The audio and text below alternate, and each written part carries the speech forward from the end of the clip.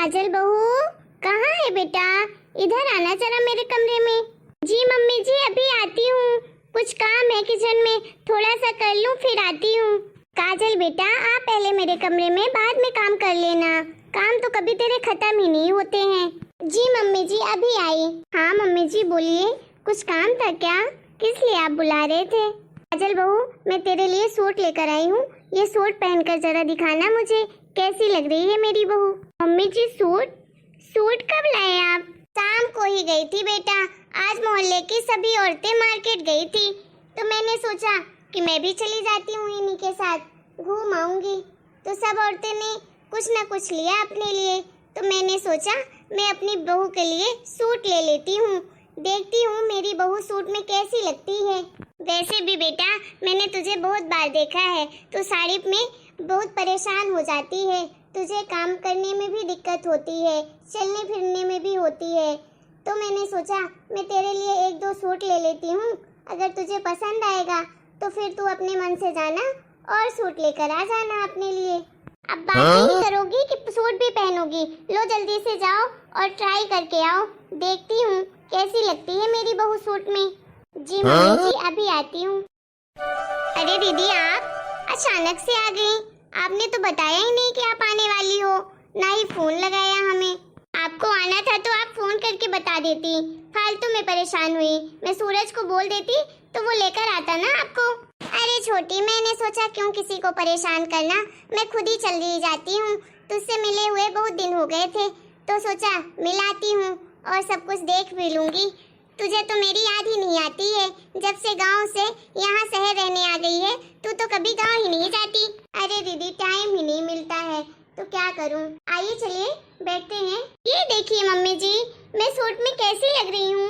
अरे मेरी बहू तो कितनी सुंदर लग रही है सूट में, अरे किसी की नजर ना लगी मेरी बहू को। और बेटा आज के बाद तू सूट ही पहनना, साड़ी मत पहनना, ठीक है? वैसे भी तुझे साड़ी पहनना पसंद नहीं है, पूरा दिन परेशान रहती है, मैं सब जानती हूँ। ठीक है मम्मी जी। ओ, ये तेरी बड़ी मम्मी सास है, ये गांव से आई है आज हमारे साथ रहने के लिए, कुछ दिन यहीं रुकेंगी। नमस्ते बड़ी मम्मी जी।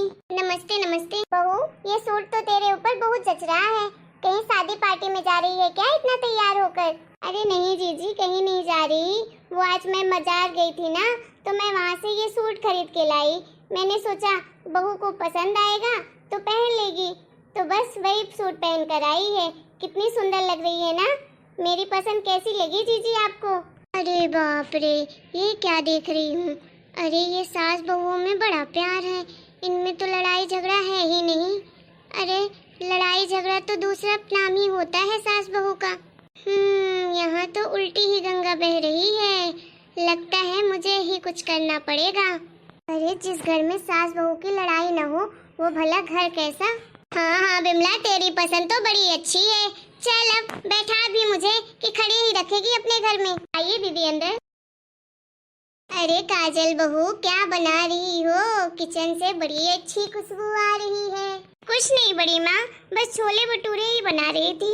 हे राम बेचारी बहू पूरा दिन काम करती है। अरे मैं जब से इस घर में आई हूँ तो मैंने देखा है बेटा, तू तो पूरा दिन सारे घर का काम करती है, जरा सा भी कोई हाथ नहीं बटाता तेरा।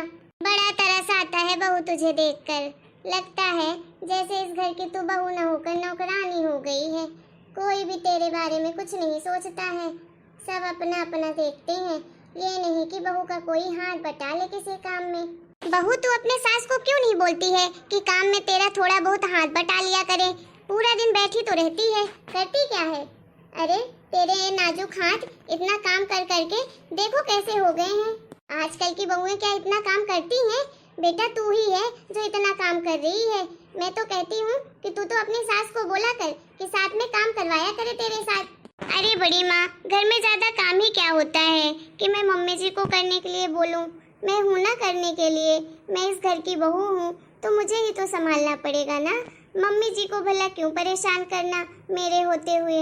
अरे बेटा तू अभी आजकल की है ना इसलिए नहीं समझती है, अरे अभी से ऐसी आदत डाल देगी अपने सास की तो फिर आगे चलकर बहुत पछताएगी तू, कोई काम नहीं छुएगी तेरी सास, हमेशा तुझे ही करना पड़ेगा। देख बहू मेरा समझाना काम था, मुझे तेरी हालत पे तरस आ रहा था तो समझा दिया बड़े होने के नाते। देख बेटा, मेरे बाल ऐसे ही सफेद नहीं हुए हैं धूप में, मुझे बहुत तजुर्बा है दुनियादारी का। अरे बहन, कल ही तेरी सास कह रही थी मुझसे कि जब से मेरी बहू आई है तो मेरे तो बहुत खर्चे बच रहे हैं।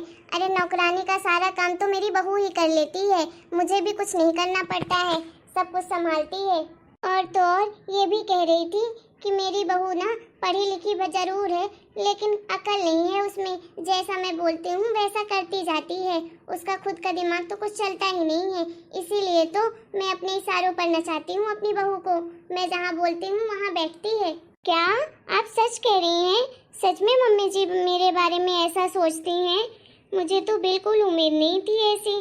हाँ बेटा, मैं सच कह रही हूँ, मैं भला झूठ क्यों कहूँगी।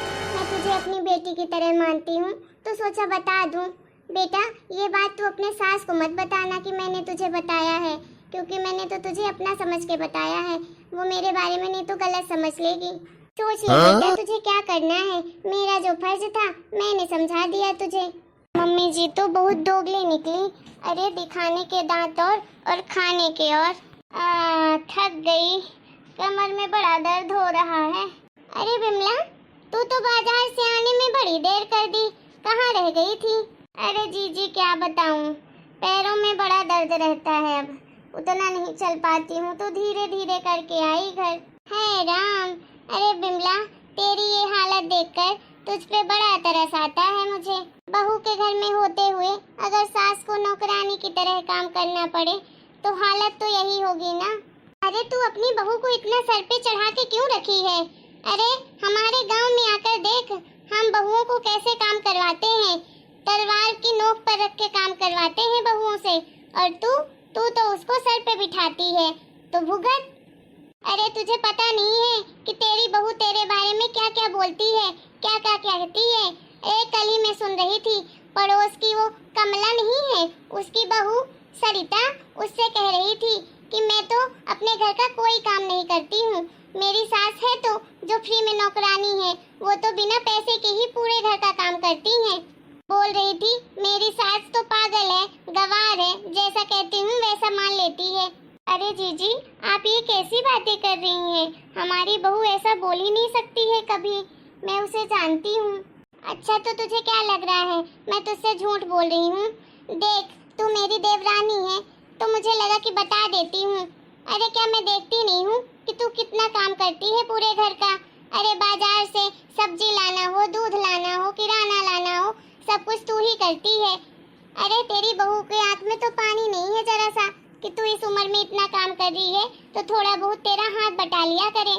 लेकिन गलती तेरी ही है, सर पे चढ़ा के जो रखी है इतना, कभी तो उसके लिए नए नए कपड़े लाएगी, कभी कुछ लाएगी, गहने खरीदेगी, इसीलिए तो वो तुझसे इतना नौकरों की तरह काम करवाती है और तेरा मजाक भी उड़ाती है लोगों के साथ कह कह के। जीजी मैं ये सामान रख कर आती हूँ। सुन बिमला, जितने तेरे गहने जेवर हैं सब अपने पास रख ले, ठीक है?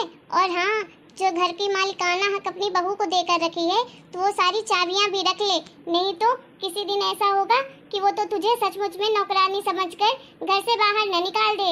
सही कह रही हो जीजी, मैं आज ही मानती हूँ। वैसे मैं देख रही हूँ इस टाइम पे उसके तेवर तो बहुत बढ़े हुए हैं, मुझसे हर बात में बहस भी करने लगी है, ऐसे तो पहले कभी नहीं करती थी, बहुत पर निकल आए हैं उसके।